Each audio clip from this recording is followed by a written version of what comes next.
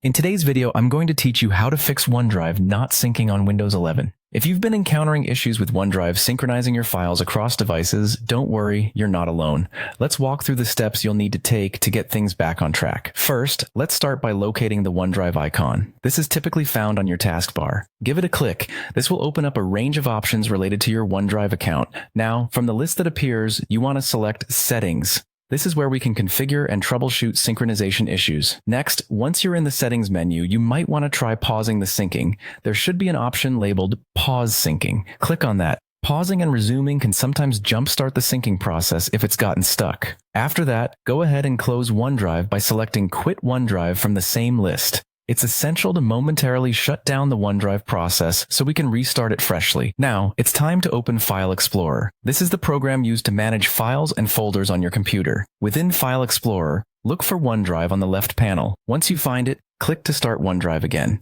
This action prompts OneDrive to begin afresh, which can help resolve any temporary sync issues that might have been occurring. If restarting OneDrive manually doesn't fix the problem, another potential solution involves updating your Windows system. Ensure your Windows is up to date by going to your settings and checking for any available updates.